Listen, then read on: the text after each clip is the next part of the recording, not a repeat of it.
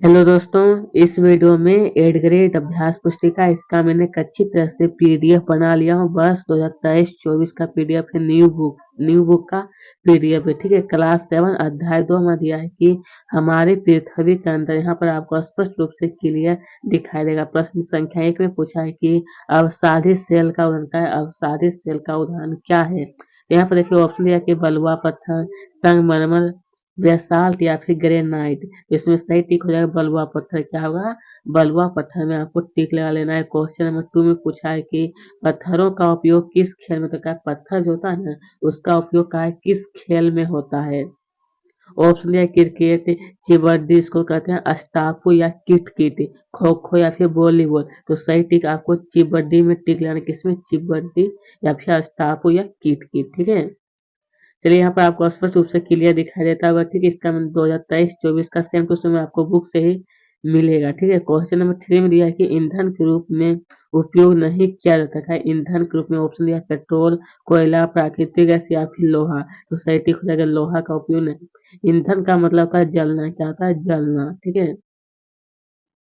देखिए question number 4 में देखिए पूछा है कि लाल किला एवं ताजमहल का निर्माण किस प्रकार के पत्थरों से किया है। देखिए लाल किला और ताजमहल का निर्माण, तो उत्तर लिखना है कि लाल किला लाल बलुआ पत्थर से बना। किसे? तो लाल बलुआ पत्थर से। और ताजमहल का जो निर्माण हुआ है वह सफेद संगमरमर से बना है। ठीक है।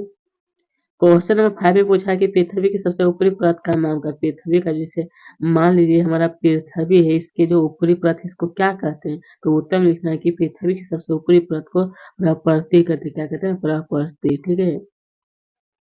क्वेश्चन नंबर, देखिए यहाँ पर हमारा पूछा गया है कि केंद्रीय कोड क्रोड है, वो केंद्रीय क्रोड की मुख्य विशेषता लिखता है। मुख्य विशेषता लिखने के लिए तो उत्तर है पृथ्वी की सबसे आंतरिक परत क्रोड कहलाता है। सबसे आंतरिक परत जो होता है, जैसे मान लिया पृथ्वी है, इसमें क्या है, निचला जो परत है उसे क्रोड कहते हैं, जिसकी त्रिज्या लगभग 3500 किलोमीटर। कितना है? तो 3500 किलोमीटर। यह मुख्यतः निकेल एवं लोहा की बनी। क्या? जिसकी लोहा और निकेल के, तथा इसे नीफे भी कहते। क्या कहते हैं? नीफे।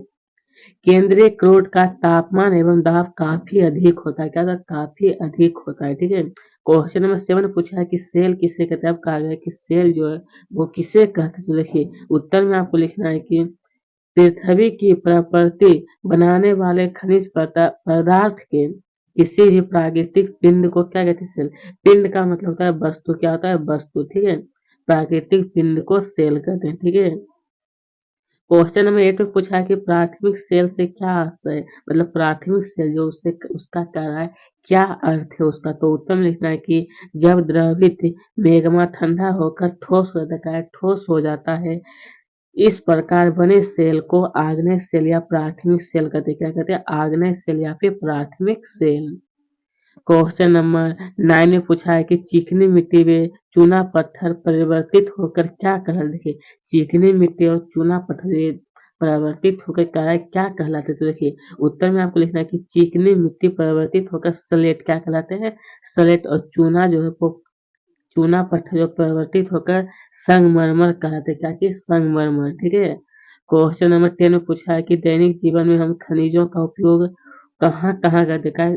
खनिज जो होता है उसका उपयोग कहाँ कहाँ करते हैं। तो उत्तर लिखना है कि दैनिक जीवन में हम खनिज का उपयोग निम्न कार्य में करते हैं। इसमें पहला आपको पॉइंट लिखना है कि जैसे उपकरण निर्माण, लिखना है कि उपकरणों के निर्माण में भी खनिजों का उपयोग होता है। जैसे कि मान लीजिए लोहा हो या सोना चांदी, इसमें क्या होता है कि खनिजों का उपयोग होता है। फिर दूसरा लिखना है कि इलेक्ट्रॉनिक उपकरण, खनिजों का उपयोग इलेक्ट्रॉनिक उपकरणों के निर्माण में क्या है, जैसे कि स्मार्टफोन, कंप्यूटर, टेलीविजन, इसमें क्या होता है, खनिजों का उपयोग किया जाता है। ठीक है।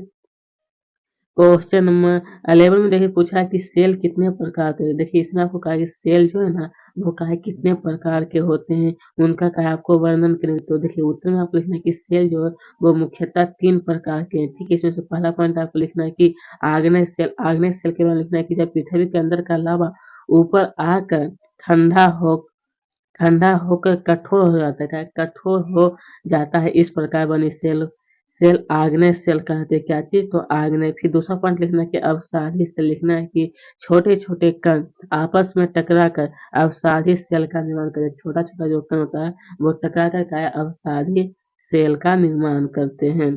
फिर तीसरा दिया है कि कार्यान्वित से लिखना है कि अग्नय व अवसादी सेल उच्च ताप व दाब के कारण कार्यान्वित सेल का निर्माण होता है। किसका? तो कार्यान्वित सेल का निर्माण होता है अग्नय और अवसादी सेल का उच्च ताप और दाब रहने के कारण। ठीक है, उदाहरण के तौर पर लिखिएगा स्लेट, चिकनी मिट्टी और चूना पत्थर, क्या है? कार्यान्वित सेल है। ठीक है, क्वेश्चन नंबर दिया कि जीवाश्म किसे कहते हैं? जीवाश्म, जीवाश्म का हम देखिए जीवाश्म का अर्थ होता है कि जीव, जीव।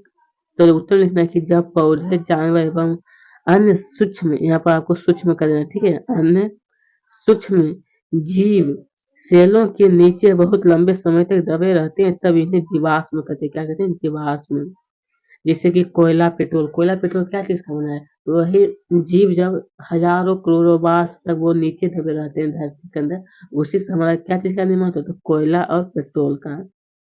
क्वेश्चन नंबर 13 दिया कि मेंटल परत की गहराई कितने किलोमीटर तक है? मेंटल परत जो उसकी गहराई कितने किलोमीटर तक है? तो उत्तर लिखना है कि मेंटल परत की गहराई जो है 2900 किलोमीटर। कितना है? तो 2900 किलोमीटर।